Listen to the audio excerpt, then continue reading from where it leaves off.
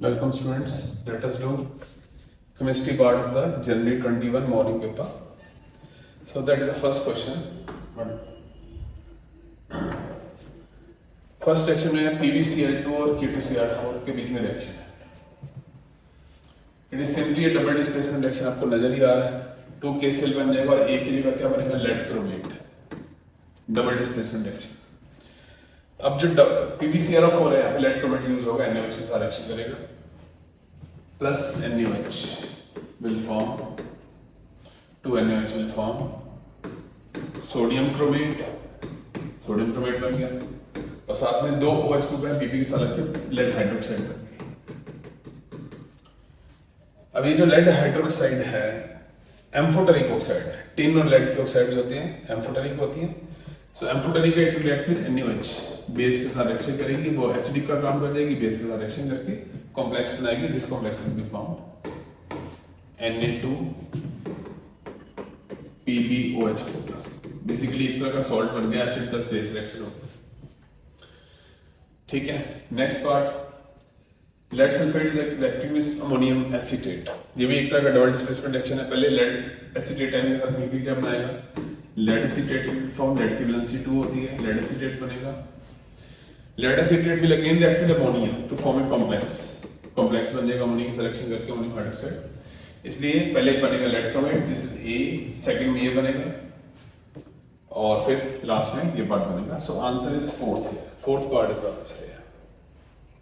ये basically reaction बेटा qualitative analysis का है, आपके सॉल्ट एनालिसिस का पार्ट है, उसमें से आया. लेड की जो कंफर्मेटरी टेस्ट है वो ये रिएक्शन है. Question number 52. इनमें से हमें बताना है लीस्ट स्टेबल स्ट्रक्चर क्या है. जब हम कोई भी रेजोनेटिव स्ट्रक्चर्स हमें दी हुई है उनकी लीस्ट स्टेबल स्ट्रक्चर क्या देखनी है अपने को. सबसे पहले तो चेक करोगे जिसमें ऑक्टेट कंप्लीट नहीं है वो लीस्ट स्टेबल है. यहाँ पर तो सब में इनकम्प्लीट ऑक्टेट है. इस कार्बन का ऑक्टेट इनकम्प्लीट है, इसका भी इनकम्प्लीट है, इसका भी इनकम्प्लीट है, सब में इनकम्प्लीट ऑक्टेट है यहाँ पर भी. तो इसलिए वो तो हमारे पास सिस्टम नहीं चलेगा. उसके अलावा हमें देखना होता है कि जो मोस्ट नेगेटिव एलिमेंट है उसके ऊपर पॉजिटिव चार्ज नहीं होना चाहिए. तो oxygen is most negative element, उस पर सब जगह नेगेटिव चार्ज है, दैट इज ओके. फिर हमें चेक करना है कि दो साथ साथ सिमिलर चार्जेस नहीं होने चाहिए, साथ साथ पॉजिटिव या साथ साथ नेगेटिव. फिर रिपल्शन की वजह से अनस्टेबल हो जाएगा. यहाँ पर हो रहा है साथ साथ पॉजिटिव चार्ज है, एक ही बॉन्ड पे दोनों तरफ पॉजिटिव चार्ज है सेम ही बॉन्ड पर. This is very unstable structure. तो पहले आपको क्या देखना है ऑक्टेट रूल को चेक करना है. ऑक्टेट तो क्या सब में फॉलो नहीं हो रहा था. उसके बाद आपको देखना होता है कि सिमिलर चार्जेस नहीं होने चाहिए साथ साथ में, और आपको ये देखना होता है कि जो मोस्ट इलेक्ट्रोनेगेटिव एलिमेंट है उस पर कहीं पॉजिटिव चार्ज तो नहीं है. तो ऐसा देख के हम सच स्टेबिलिटी ऑफ स्ट्रक्चर्स बताते हैं. इसलिए इसका answer third part is the answer for this. Question number 53. एक एल्कीन है, उसका 80 ml लिया हमने हाइड्रोकार्बन. इनमें से कौन सी वो हमें बताना है. Suppose CXHY, alkene CXHY. It is reacting में इसकी कंबशन कर रहे हैं ऑक्सीजन के साथ रिएक्शन करके. X molecules of carbon dioxide बनेंगे और Y/2 मॉलिक्यूल्स ऑफ वाटर बनेंगे. ठीक है. इसका 80 ml से शुरुआत की, 80 ml ऑफ दिस से स्टार्ट किया हमने. ठीक है. अब कितनी ऑक्सीजन यूज है, बैलेंस भी करना अपने को रिएक्शन को. हाउ मेनी ऑक्सीजन, यहाँ से होगी 2x, यहाँ से होगी Y/2 हो गया, Y/2 into 1. और क्योंकि यहाँ पे O2 है तो 2 से डिवाइड करके लिखना है, इसको 2 से डिवाइड करके लिखा तो यहाँ पर आएगा x plus Y/4 O2. x plus Y/4 O2 आएगा यहाँ पर, x CO2 plus Y/2 water. अब 80 ml हमारे पास ये है. ठीक है. Mix with 264 ml of oxygen. 264 ml of oxygen के साथ कंबशन हो रही है. ठीक है. कंप्लीट कंबशन हुई, इससे पता चला कंप्लीट कंबशन लिखा. इसका मतलब ऑक्सीजन ज्यादा थी, एक्सेस में थी. ऑक्सीजन एक्सेस में ये लिमिट यूज है हमारा. ठीक है. तो मतलब ये सारी की सारी यूज होने वाली -80 ml. अब इसके 1 ml के साथ इतनी ऑक्सीजन रिएक्ट करती है तो 80 ml के साथ कितनी करेगी. 1 ml react with this much oxygen, तो 80 ml will react with 80 into x plus Y/4 oxygen minus हो जाएगी. ठीक है. और प्रोडक्ट में कितनी बनेगी x मोल्स. ये तो लिक्विड है, इसको देखने की जरूरत नहीं, गैसेस की बात चल रही है यहाँ पर. x मोल 1 मोल से 1 ml से x ml बनेगी, 80 ml से क्या बनेगी +80x बनेगी. अब उन्होंने कहा है कि फाइनल जो वॉल्यूम है रेजिडुअल गैसेस की वॉल्यूम 224 ml है, 224 ml, इन सब का सम 224 ml है जो फाइनली बच रही है। तो बचे ही नहीं, दिस वाज ये खत्म हो गया, ये दोनों बचे हमारे पास। कितना कितना बचा हमारे पास? 264 minus 80x plus y by 4 plus 80x is equal to 224। Bracket open किए हमने, 264 minus 80x minus 20y plus 80x is equal to 224। 80x कट गया तो ये आ गया हमारे पास 20y इज इक्वल टू 40 आ जाएगा, y की वैल्यू 2 होगी, y इज 2, हाइड्रोजन एटम 2 है। वैसे तो यहाँ पता ही चला थर्ड इसका आंसर है।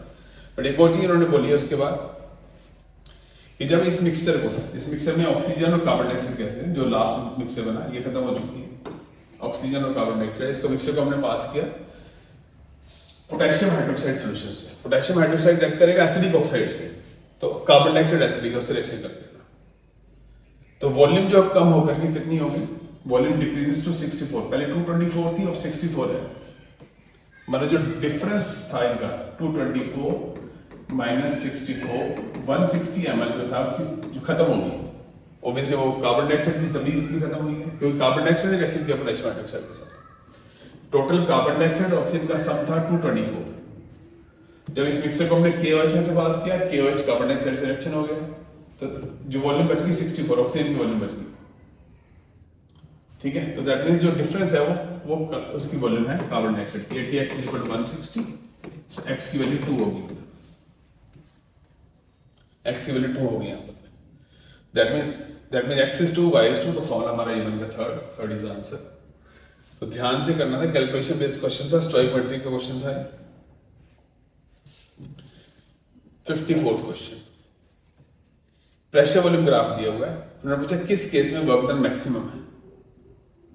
वर्क डन जो है इस ग्राफ का एरिया है।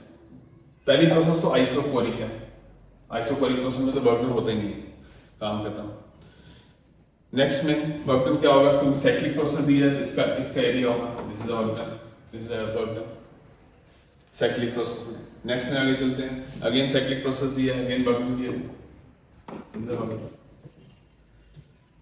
ठीक है, साइक्लिक प्रोसेस में साइकिल का एरिया होता है। और लास्ट प्रोसेस में देखो, इसमें एरिया सबसे ज्यादा नजर आ रहा है, कुछ कैलकुलेशन की जरूरत नहीं है, ये सारा एरिया वर्क डन को रिप्रेजेंट करता है। हाईएस्ट एरिया लास्ट डायग्राम में है। Area under pressure volume graph is equal to work done, तो ये वर्क डन सबसे ज्यादा है। फोर्थ इसका आंसर इज 4, फोर्थ पार्ट। वैसे फिजिक्स का क्वेश्चन है पर केमिस्ट्री में डाला हुआ है इन्होंने। फिर पीरियोडिक टेबल वाले चैप्टर में क्वेश्चन, फर्स्ट आयनिशन थेरेपी। जब भी पीरियोडिक टेबल वाला कोई क्वेश्चन हो, आपको बेटर है कि आप थोड़ा डायग्राम बना लें।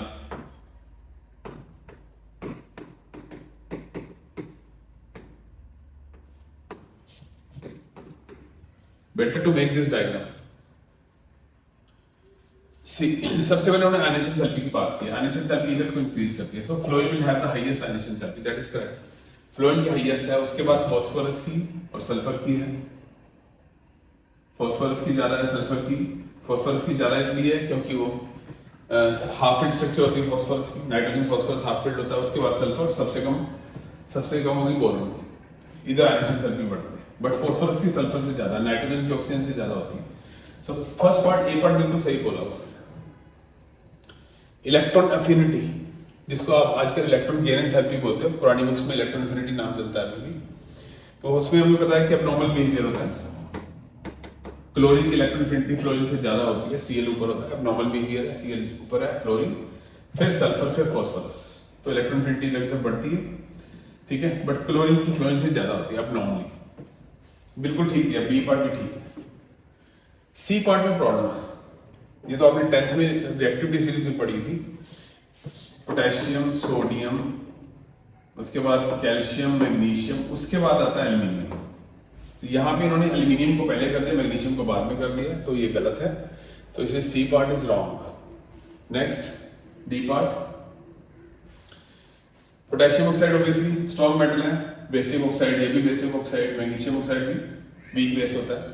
एल्यूमिनियम ऑक्साइड जो होता है, इनके बेसिक कैरेक्टर की बात चले तो पीरियड में चलते हैं, तो बेसिक कैरेक्टर क्या करता है, देखो सोडियम, पोटेशियम, मैग्नीशियम, कैल्शियम और इधर है एल्यूमिनियम।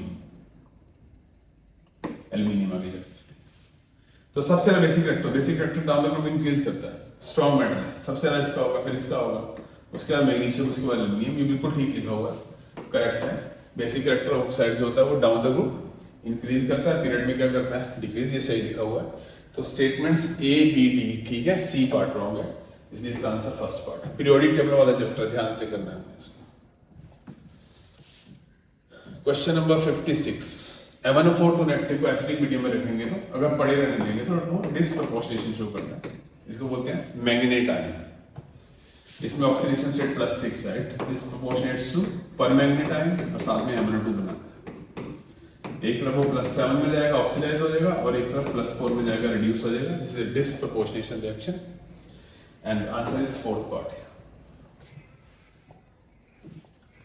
क्वेश्चन नंबर 57, ये हमारा प्योरिफिकेशन वाला चैप्टर, प्योरिफिकेशन वाला +1 में, उसमें हम निकालते हैं परसेंटेजेस वगैरह। क्वांटिटेटिव एनालिसिस, सल्फर की एस्टिमेशन का फॉर्मूला होता है, सल्फर का एटॉमिक मास 32, बेरियम सल्फेट का टोटल मास 233 into x/W/100। ऐसे सबके अपने अपने फॉर्मूले, मैग्नीशियम का अलग है, सल्फर का अलग है, कार्बन, हाइड्रोजन, सबके अलग अलग फॉर्मूले, वो आपको फॉर्मूले याद करने। तो 32/233 x is mass of barium sulfate 1.2 gram, weight of organic compound is 0.75 into 100। इसको सॉल्व करना है आपने को। 32/233 120/75 डेसिमल से हटा दिया हमने, बाकी कटिंग करनी शुरू करेंगे। 15, 24, अप्रोक्सीमेटली भी कटिंग कर सकते हो आप। तो 24 9s आई थिंक 9 36 अप्रोक्सीमेटली 9 पे जाएगा। फिर आप इसको पूरा सॉल्व करोगे तो लगभग अप्रोक्सीमेटली जो मैंने कैलकुलेशन की थी, अगर रफली एस्टिमेट लें तो 32/230 समथिंग ऐसे मिलते हैं। 120 divide by 75, 25 3s are 25 4s are 4 से इसको काट दो, 233 को 4 5s are 4 8s are, फिर 2 पे कट जाएगा 29 16, तो 16 into 120 डिवाइड बाय 87, इसको सॉल्व करोगे तो लगभग अप्रोक्सीमेटली 20% इसका आंसर आ रहा है। ये फॉर्मूला बस याद रखो, फॉर्मूला बेस्ड क्वेश्चन है और कुछ नहीं।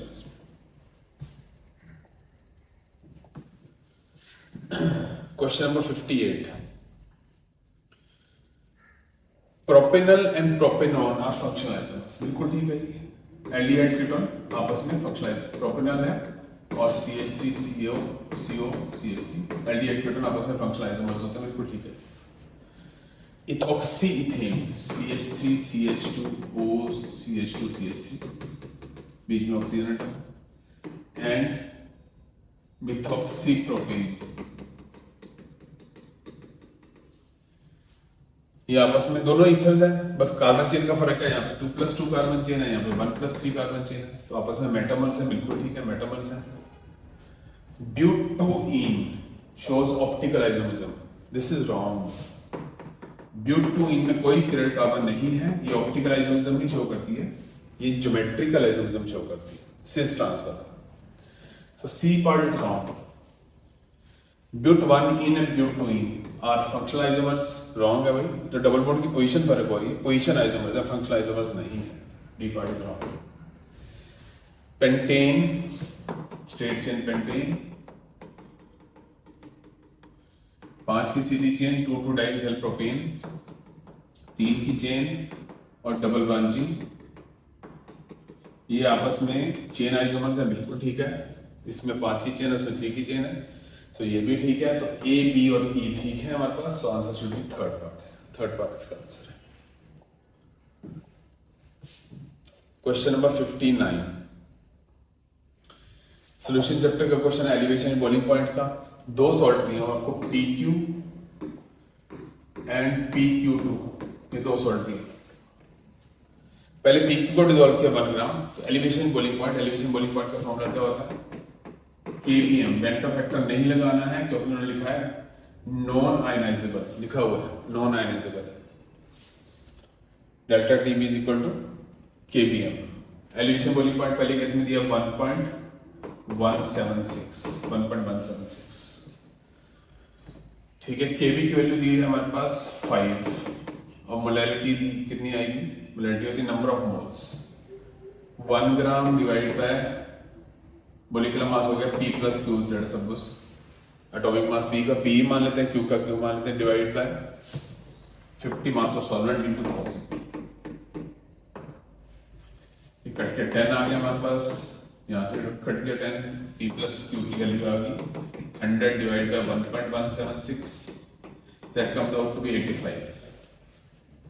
अब दूसरे वाले में चलते हैं, उसमें एलिवेशन बॉइलिंग पॉइंट दिया 0.689, केबी की value 5, 1 gram, molecular mass P plus 2Q हो गया, P प्लस 2Q हो गया, divide by mass of solvent is how much, 50 gram into 1000। ये हो जाएगा हमारे पास, कट के 10 आ गया, P plus 2Q is equal to 1000 divide by 6.89, that comes out to 125। P plus Q is 185 and P plus 2Q is I think 145 आएगा। अब इनको सॉल्व करना है, सॉल्व करके आपको क्या पता चलेगा, P plus 2Q पुट करते हैं हम यहाँ पे 145, माइनस करो इसमें से, P से P कट देगा, Q की वैल्यू आ जाएगी 60 और Q पुट करके P 25 आ जाएगा, तो आंसर है थर्ड आंसर है। एलिवेशन बॉइलिंग पॉइंट का क्वेश्चन था। एक हाइड्रोकार्बन है C4H8, फॉर्मूला से पता चल रहा है, ये फॉर्मूला एल्कीन्स का है CnH2n, इसमें HCl की एडिशन कराई तो एक ऑप्टिकली एक्टिव कंपाउंड बना C4H9Cl, जिसका रिएक्शन कराया 1 मोल ऑफ अमोनिया के साथ, तो ये कंपाउंड बन गया हमारे पास।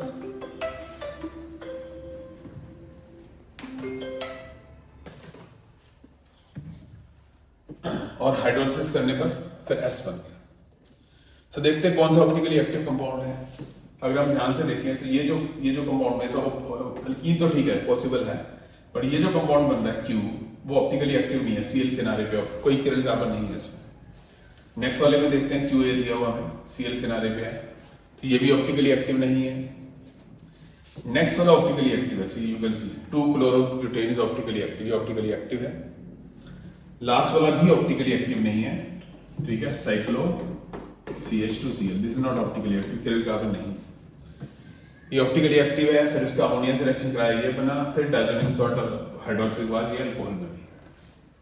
अमाइंस जो होती हैं डायजोनियम सॉल्ट के साथ रिएक्शन करने पे अल्कोहल फॉर्मेशन करती है, ठीक है।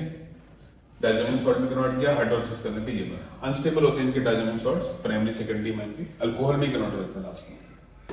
So answer is 3। अगर ये एरोमेटिक अमाइन होती फिर डायजोनियम सॉल्ट बन जाता है, एलिफेटिक में अल्टीमेटली वो अल्कोहल में चला जाता है। Question number 61,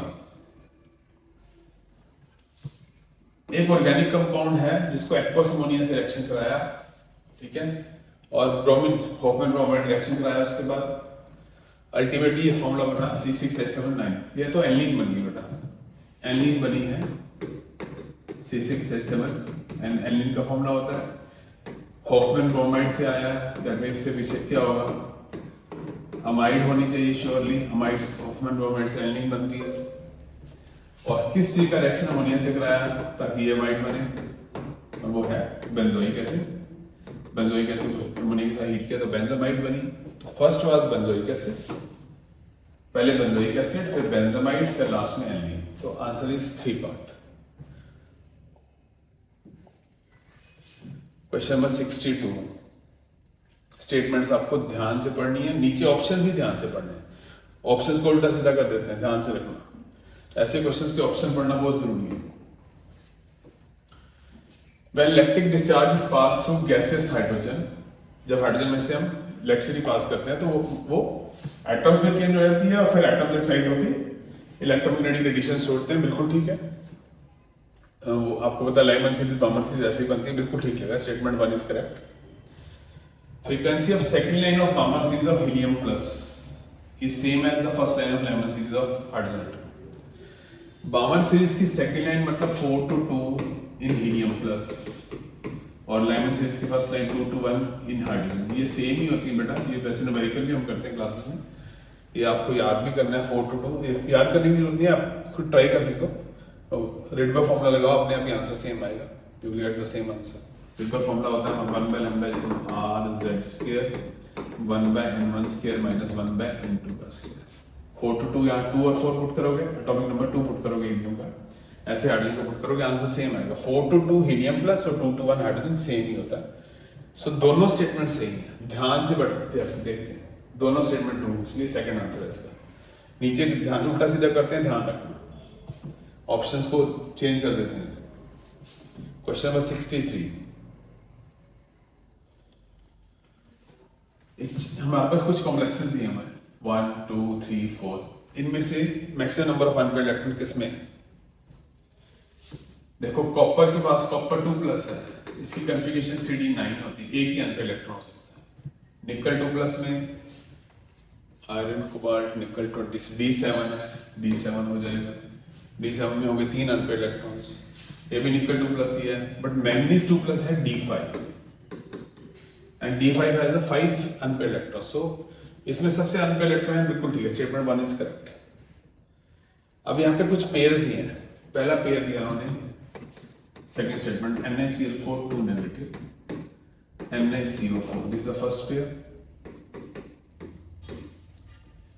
NaCl4 2 negative and NaCl4 2 negative, second pair.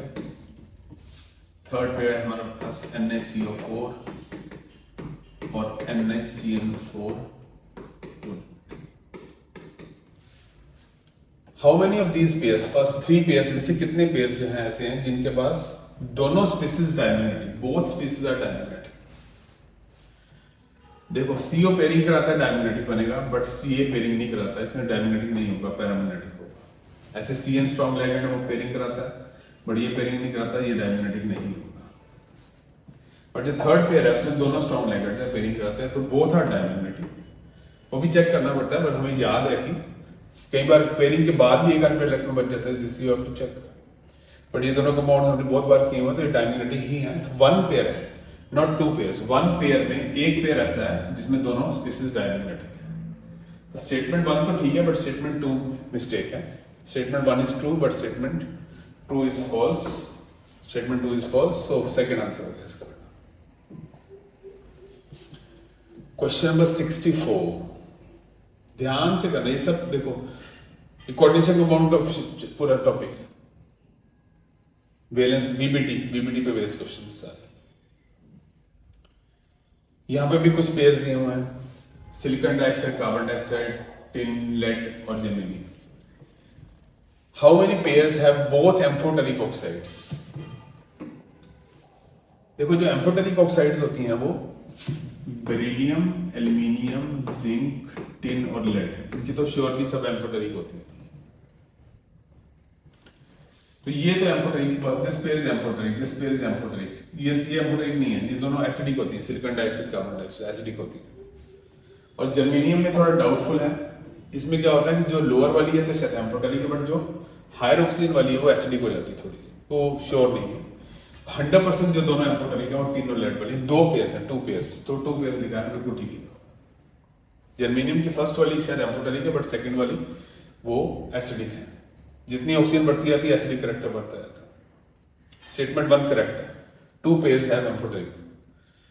BF3 electron deficient molecule है और ये लुईस एसिड की तरह से काम करता है, बिल्कुल ठीक, और अमोनिया के साथ एडिशन प्रोडक्ट बनाता है उसको लोन ब्रेक सब करके, और इसकी ज्योमेट्री ट्राइगोनल प्लेनर है, ये भी ठीक है, सब कुछ है। BF3 में एवरीथिंग इज करेक्ट। BF3 की रोटेशन sp2 होती है, ट्राइगोनल प्लेनर ज्योमेट्री होती है, लुईस एसिड है, अमोनिया से लोन पे लेके एडिक्ट बनाता है, सब कुछ सही है।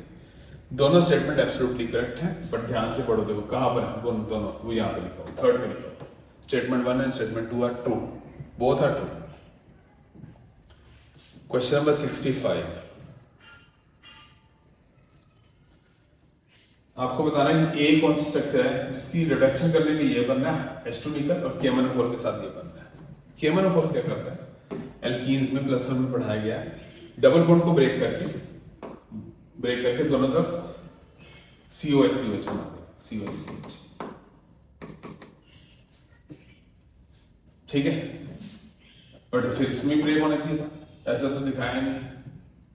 नेक्स्ट वाला आंसर लग रहा है, क्योंकि यहाँ पे जब ब्रेक करेगा वो क्या होगा, यहां से जब बॉन्ड ब्रेक होगा ये वाला, तो ये वाली साइड क्या बन जाएगी, COH, और ये वाली साइड जो इधर वाली स्ट्रिप यहाँ पे भी क्या हो जाएगा, COH, इस वाली साइड पर नीचे भी क्या हो जाएगा, COH, यहां से ब्रेक हुआ इधर वाली साइड पे भी क्या हो जाएगा, COH। So this seems to be answer. So answer वाला जो है सेकंड पार्ट इसका आंसर है। डबल बॉन्ड को ब्रेक करके दोनों कार्बन को, जहां से इसको भी कार्बोक्सिलिक एसिड बना देगा, इसको भी कार्बोक्सिलिक एसिड बना देगा, that is KMnO4, oxidation of KMnO4, oxidation by KMnO4 of alkenes. Question number 66, calcium और HCl का रिएक्शन है बेटा, Ca+2HCl forms CaCl2 plus hydrogen gas, ठीक है। 14 ग्राम ऑफ एल्शियम metal is allowed to react with excess of HCl, 1 atmospheric pressure है। इनमें से कौन सी स्टेटमेंट इनकरेक्ट है, इनकरेक्ट कौन सी है? देखो कैल्शियम का 1 मोल मतलब 40 ग्राम, 40 ग्राम के साथ 1 मोल ऑफ हाइड्रोजन गैस बन रही है, दैट मींस कितनी बन रही है, 22.4 लीटर्स बन रही है, 1 मोल बन रही है।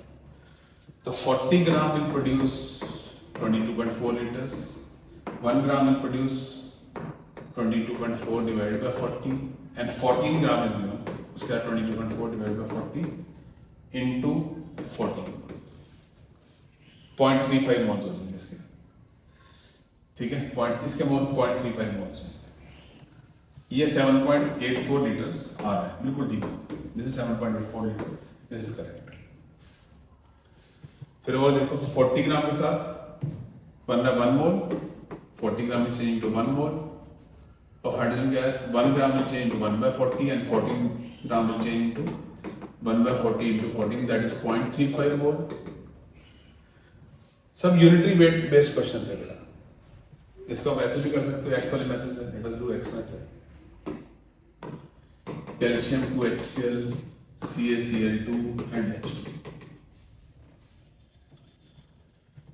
ठीक है। स्टैंडर्ड मास इसका 40 ग्राम, इसका 2 gram mass and 1 mole and 22.4 litres. अब हमें एक तो इसके मोल्स निकालने हैं हाइड्रोजन के, तो इसका मास दिया हुआ 14 ग्राम, इसके मोल्स पूछेंगे x मोल, तो रेशियो से निकालना 40/14 मास डिवाइड बाय मास, उधर 1 divide by x, mole divide by mole, तो x आ जाएगा आपके पास 0.3। रेशियो से निकाल सकते हैं, रेशियो मेथड से कर लो या यूनिटरी मेथड से कर लो। नेक्स्ट हमें निकालनी है इसकी वॉल्यूम, 40/14 वॉल्यूम निकालनी है। वॉल्यूम इसकी 22.4 लीटर, 1 मोल की, 22.4 डिवाइड बाय v, तो v की वैल्यू निकालना, वो आ जाएगी 7.84 लीटर, ये दोनों सही है, ठीक है। फिर कैल्शियम लिमिटिंग मेटल ये भी सही है, क्योंकि उन्होंने लिखा है HCl एक्सेस में, पहले ही लिखा हुआ है, ये एक्सेस में है,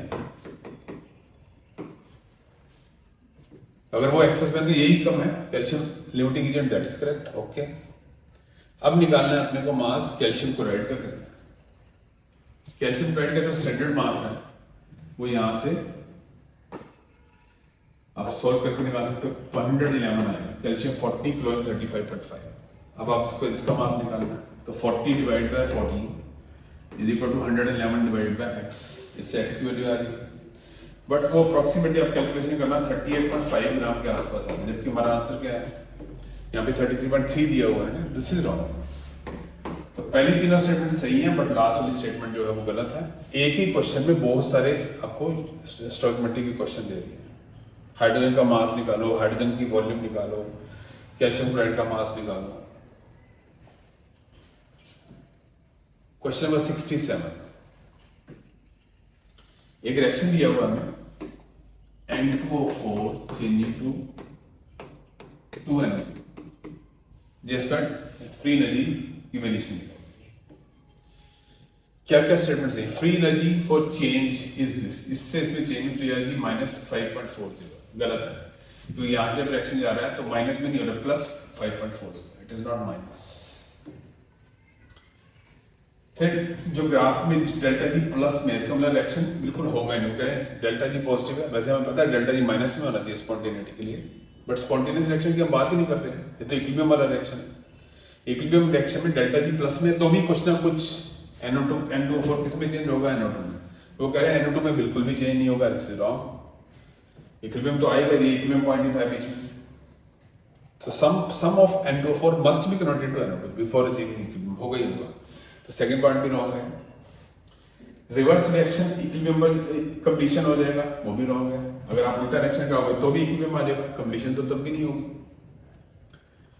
ठीक है, तो A B C तीनों रॉन्ग है। डी पार्ट क्या कह रहा है, जब N2O4 इक्विलिब्रियम स्टेट की तरफ जाएगा, N2O4 यहाँ पर, यहाँ पे NO2, जब N2O4 इक्विलिब्रियम की तरफ जाएगा तो फ्री एनर्जी चेंज -0.84 है, बिल्कुल ठीक है, -0.84 ही है, -0.84 दिस इज करेक्ट। और जब NO2 इधर की तरफ आएगा तो भी फ्री एनर्जी डिक्रीज हो रही है, तो वो कितनी है, 5.4 और 0.84 का सम हो जाएगा, दैट इज -0.64। ये दोनों सही है, ग्राफ से पता चल रहा है। यहाँ से यहाँ जाने पर -0.84, वहां से वहां आने पर -6.24 है इसका आंसर। So D and E are correct, but A B C सभी के सभी रॉन्ग है। बस क्वेश्चन नंबर 67, क्वेश्चन नंबर 68 भाई अमाइनो एसिड्स पे क्वेश्चन आ गया, और सभी अमाइनो एसिड्स की स्ट्रक्चर एक तरह से हमें पढ़नी पड़ेगी। एनसीईआरटी में डायग्राम्स दी हुई हैं, तो ये मसला क्योंकि जेईई में बहुत बार ये रिपीट होता है, अमाइनो एसिड्स की डायग्राम आपको याद होनी चाहिए। आर्जिनिन और ट्रिप्टोफैन एसेंशियल अमाइनो एसिड है, करेक्ट है, ये हमारी बॉडी में नहीं बनते अमाइनो एसिड्स। हिस्टिडीन में heterocyclic ring does not contain, ये रॉन्ग है क्योंकि इसमें हेटेरोसाइक्लिक रिंग होता है, तो this is wrong. Proline 6 membered ring है, ये रॉन्ग है, उसमें 5 मेंबर्ड रिंग होता है, नॉट 6 मेंबर्ड, ये रॉन्ग है। ग्लाइसिन में किरल सेंटर नहीं होता, 100% सही है, बिल्कुल ठीक है। ग्लाइसिन में किरल सेंटर नहीं होता, ग्लाइसिन की स्ट्रक्चर होती है COH NH2 H और H, सो इसमें कोई किरल सेंटर नहीं, करेक्ट है। सिस्टीन में साइड चेन ये होती है, गलत है, सिस्टीन की साइड चेन CH2SH होती है, ठीक है। तो इसलिए हमारा जो करेक्ट स्टेटमेंट है वो A और D है, बाकी सब रॉन्ग है, करेक्ट स्टेटमेंट्स। क्वेश्चन नंबर 69,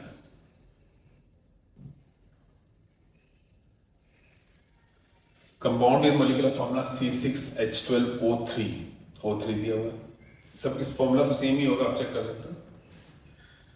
अब इसका हम रिएक्शन करा रहे हैं किसके साथ, डिल्यूट एसिड के साथ, जैसे डिल्यूट HCl वगैरह के साथ या HI के साथ।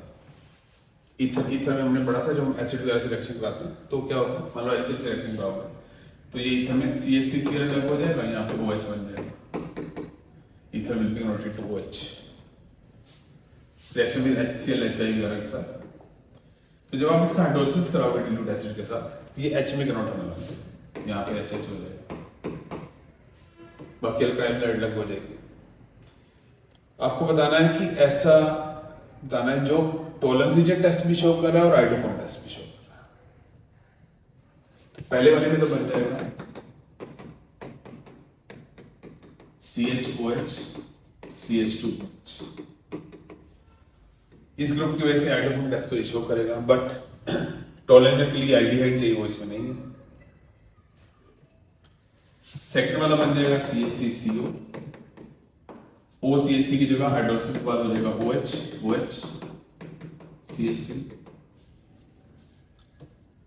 एक कार्बन पे 2 OH ग्रुप आ गए तो वाटर में हो जाएगा, अनस्टेबल है, it lose water to form ketone, ठीक है।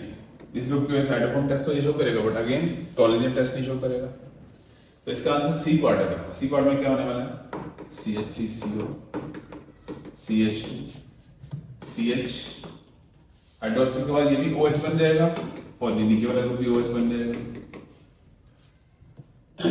इसकी वजह से हाइड्रोफॉर्म टेस्ट शो करेगा, बट यहाँ पे 2 OH है, अनस्टेबल है, it will lose water and it will form aldehyde, और एल्डिहाइड बनने की वजह से एक कार्बन पे अगर एक से ज्यादा OH ग्रुप हो जाए तो फिर वो अनस्टेबल हो जाता है और वाटर लूज करता है, एल्डिहाइड बन जाएगा। इसलिए इसका आंसर सी पार्ट है. It will show Tollens test as well as it will show iodoform test. Question number 70. Question number 70.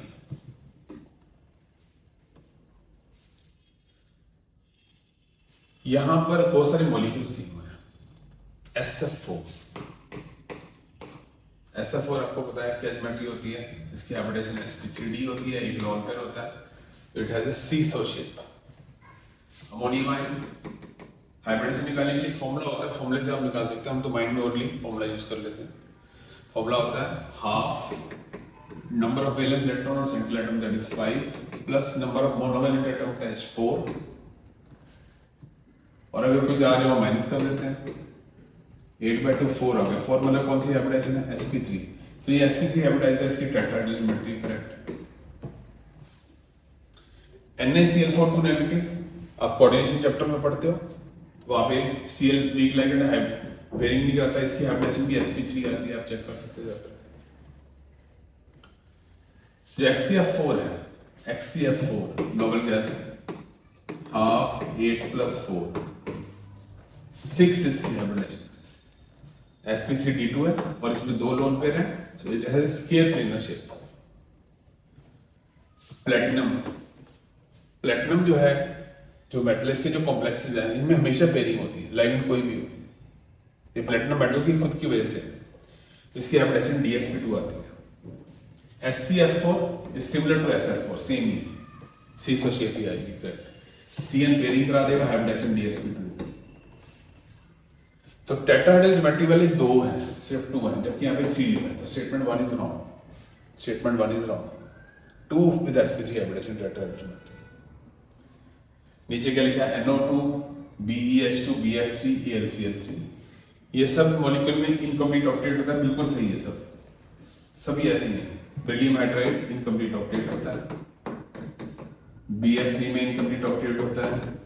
6 होते हैं वैलेंस इलेक्ट्रॉन्स.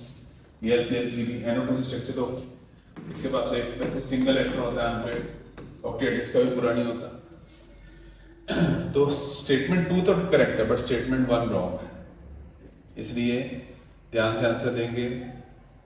इसका आंसर होगा third. Statement 1 is false but statement 2 is true. Question number 71.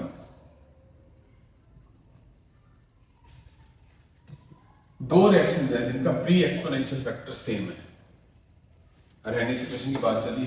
a e⁻⁻e/RT.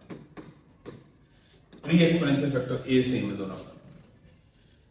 First वाली की activation energy दूसरे से 20 ज्यादा है. ठीक है. अगर K1 K2 हमारा ठीक है, तो K2 will be equal to what? A e⁻⁻ divided by RT. K1 will be equal to A e⁻⁻A2 by RT. अगर डिवाइड करें K2 by K1 की वैल्यू पूछी हमने. So what is K2 by K1? A से A cut जाएगा. ऊपर e⁻A है, नीचे ये है. पहले अगर हम K1 by K2 निकालते हैं, K1 by K2, तो ये आ जाएगा e⁻⁻A1.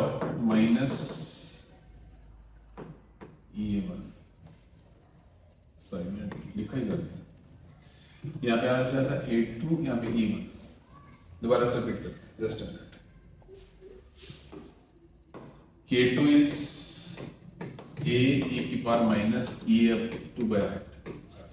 K1 is A e⁻⁻A1 by RT. Now divide K2 by K1. A से कैंसिल आउट हो गया. E की पावर डिवाइड होगा, ये पावर हो जाएगा प्लस कर. It will become E1 by RT minus E2 by RT. K2 by K1 E आ गया E1 minus E2 divided by RT. So K2 by K1 E delta E आ गया. E1 minus E2 दिया हुआ है 20 kilo जॉल, 20,000 kilo जॉल divide by R की value 8.3 और temperature 300. हम ई को इधर लाओगे तो एंटी लॉग आ जाएगा, ई को इधर लाओगे तो लॉग बन जाएगा, नेचुरल लॉग ऑफ k2/k। ई का उल्टा फंक्शन एक्सपोनेंशियल फंक्शन का उल्टा नेचुरल लॉग होता है। तो ये आपको डिवाइड करके निकालना है। 20,000 डिवाइड बाय अप्रोक्सीमेटली 2500 है, तो आंसर आ जाएगा log k2/k1 is equal to 8। It is 8। Question number 72, एक रिएक्शन दिया होगा आपको A2 plus B2 2AB, reaction is given. सबके आपको डेल्टा HF की वैल्यू दी हुई है, सबको डेल्टा S की वैल्यू दी है। पहले तो आप निकालो डेल्टा H ऑफ रिएक्शन क्या होगा, enthalpy of change of products minus enthalpy change of reactants.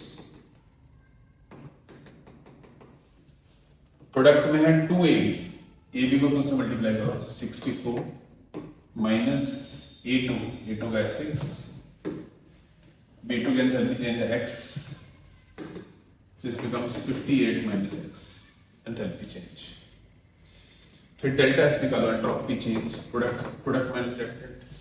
Product में AB है, ट्वाइस ऑफ AB है, तो इसका डबल करो 444 minus 146 and 280, 444 minus 426, that becomes 18। Delta H आ गया, डेल्टा S आ गया। अब निकालो डेल्टा G। डेल्टा G होता है delta H minus T delta S, that is 58 minus X minus temperature. ठीक है, अब इसमें ध्यान रखना एक और बात, ये जॉल में, ये किलो जॉल में सॉरी एंथैल्पी, जबकि ये जॉल में, तो इस बात का ध्यान रखना पड़ेगा। ये किलो जॉल में है तो इसको भी किलो जॉल बनाएंगे, ठीक है। टेम्परेचर कितना 300, 18/1000 किलो जॉल बनाने के लिए हमने किया ऐसा, कट गया हमारे पास 18 ही था, 18/1000, that comes out to be 58 minus X minus 5.4। Have I done any mistake? 444 146 426 18 joule। Temperature is how much? Temperature is not 300, it is 500, so I found the mistake। so यहाँ पे हो गया 9, it is 9। ठीक है, that becomes delta G की value आ गई हमारे पास 49 minus X, 49 minus X आ गया डेल्टा जी की वैल्यू। अब डेल्टा जी होता है 2.303 RT log of K। Delta G की वैल्यू होगी 49 minus X, 2.3, R की वैल्यू 8.3, log of K दिया हुआ 2.2, given to be 2.2। ठीक है, log K की वैल्यू दिया है, और टेम्परेचर है हमारा 500। एक और चीज आएगी, फिर दोबारा से हमने गलती कर दी कि यहाँ पे R डिवाइड बाय 1000 करना है, क्योंकि हर एक चीज हमने किलो जॉल में लेनी है। R की वैल्यू उन्होंने जॉल में दी है, 2 बार 1000 से डिवाइड होना था। एक बार एंट्रोपी वाले केस में वहां पे जॉल से किलो जॉल बनाना है, नीचे R को भी हमने 1000 से डिवाइड करना है। 49 minus X equal to solve कर लो 21 आ जाएगा, ठीक है। माइनस साइन था यहाँ पर, माइनस जाके प्लस है, माइनस डेल्टा जी की वैल्यू होती है minus 2.303 RT log of K capital K। अब ये 21 मिला के प्लस हो जाएगा, तो X की वैल्यू आएगी 49 plus 21, 70 इसका आंसर है, 70। Answer is 70+। पहले डेल्टा H निकालो, यहाँ से डेल्टा S निकालो, फिर डेल्टा G की वैल्यू निकालो, फिर इस फॉर्मूले में पुट करो। log K आपको दिया हुआ था, आपको X की वैल्यू निकालनी थी। 2 बार ध्यान रखना, एक बार यहाँ पर एंट्रोपी को 1000 से डिवाइड करना, जॉल को किलो जॉल कन्वर्ट करना। दूसरी बार जब R की वैल्यू पुट करोगे तब भी 1000 से डिवाइड करना है, किलो जॉल में कन्वर्ट करना है। क्वेश्चन नंबर 73, एक रिएक्शन दिया हुआ है, NaCl पोटेशियम डाइक्रोमेट से रिएक्शन करके क्या चीज बनाता है। कोई भी क्लोराइड पोटेशियम डाइक्रोमेट के साथ बनाती है क्रोमाइल क्लोराइड, रेड कलर के वेपर्स होते हैं इस कंपाउंड के। फिर ये क्रोमाइल क्लोराइड से रिएक्शन करेगी NaOH के साथ, तो सोडियम क्रोमेट बनेगा, सोडियम क्रोमेट या सोडियम डाइक्रोमेट बनेगा। That will lead sulphuric acid to form C. ये जो सी बना लास्ट में हाइड्रोजन पेरोक्साइड की ब्रांच में, ये कंपाउंड होता है CrO5। CrO5 की बात चल रही थी पहले। यहाँ पे हमारा क्रोमाइल क्लोराइड बना, क्रोमाइल क्लोराइड ने रिएक्शन किया, सोडियम क्रोमेट बना, sodium chromate sulphuric acid reaction करके और पेरोक्साइड की ब्रांच में ऑक्सीडाइजिंग एजेंट है CrO5 फॉर्म होती है। अब CrO5 की स्ट्रक्चर कैसी है? बटरफ्लाई शेप होती है इसकी स्ट्रक्चर, बटरफ्लाई शेप। इसमें क्या है जी, व्हाट इज X? उसमें कितने पेरोक्साइड यूनिट्स हैं? ये पेरोक्साइड यूनिट है, O नेगेटिव है, ये भी O नेगेटिव, -1 चार्ज है। पेरोक्साइड एक यूनिट है, एक इधर पेरोक्साइड यूनिट है। इसको चार्ज देके देखें तो क्या आएगा charges for each covalent bond. यहाँ +1 चार्ज, यहाँ -1, +1 -1, +1 -1, +1 -1, और डबल बॉन्ड के लिए +2 -2। तो दो पेरोक्साइड यूनिट है, this is 1 peroxide unit, this is 1 peroxide unit. X की वैल्यू होगी 2। Y है टोटल नंबर ऑफ ऑक्सीजन कितनी प्रेजेंट है? 5। Z है सेंट्रल एटम की ऑक्सीडेशन स्टेट, वो आ रही है 6। तो 2 + 5 + 6 आंसर इज 13 है। इसका आंसर 13 है, CrO5 बनती है। क्वेश्चन नंबर 74, बेंजीन की नाइट्रेशन की बन गई नाइट्रोबेंजीन, टिंगिड एसिड रिडक्शन की एनिलीन, एनिलीन की हमने प्रोटेक्शन कर दी, NHCOCH3 बने एसिड एनिलाइड। फिर उसकी नाइट्रेशन की, उसका मेजर प्रोडक्ट क्या होगा नाइट्रेशन की? इस पे नाइट्रेशन करने के बाद बनेगा NHCOCH3, major product para position पे होगा। ठीक है, बाद में इसका हाइड्रोलिसिस किया तो लास्ट में प्रोडक्शन हटेगी, लास्ट में ये प्रोडक्ट बनेगा वापस NH2NO2। This is the product form last. इसका फॉर्मूला होगा कार्बन 6, हाइड्रोजन 4 + 2 6, नाइट्रोजन 2, ऑक्सीजन 2। इसमें हमें नाइट्रोजन की परसेंटेज बतानी है। नाइट्रोजन का मास में 28 और टोटल मास कितना हो गया? कार्बन 72, हाइड्रोजन 6, 28 और 32। That comes out to 60 and 138 into 100, जो कि अप्रोक्सीमेटली 20% समथिंग आ रहा है, बट हमें नियरेस्ट इंटीजर आंसर देना, तो आंसर में भी 20% इसका आंसर। क्वेश्चन नंबर 75, एक वीक एसिड है, उसकी pH वैल्यू 5 दी हुई है। वीक एसिड हम पढ़ते थे इक्विलिब्रियम चैप्टर में +1 में। वीक एसिड में H+ आयन कंसंट्रेशन होती है बेटा C∝, C∝ pH, और उससे pH वैल्यू निकाल सकते हो, क्योंकि pH वैल्यू 5 दिया है, that means H+ ion concentration is 10⁻⁵ तो यहाँ पे 10⁻⁵ आप पुट कर सकते हो C∝ की जगह। फिर उसकी कंडक्टेंस मतलब C, पहले कापा निकालो, Cl/A होता है। C आपको दिया 4 × 10⁻⁵, लेंथ दिया है हमारे पास कितना 15 सेंटीमीटर, एरिया 1 दिया हुआ है, दैट बिकम्स 6 × 10⁻⁴, कापा आ गया। अब कापा से हम लैम्डा निकाल सकते हैं। लैम्डा क्या होता है? कापा × 1000 डिवाइड बाय मोलैरिटी, मतलब कंसंट्रेशन की वैल्यू होगी हमारे पास K × 1000 divide by lambda, concentration की वैल्यू जो हम यहाँ पुट कर सकते हैं इसकी जगह। और अल्फा क्या होता है हमारा? λm divide by λm infinity, ये भी पुट कर सकते हैं, पुट करते हैं यहाँ पे सारी values. So H+ ion concentration is 10⁻⁵, C की value kappa × 1000 divide by lambda and next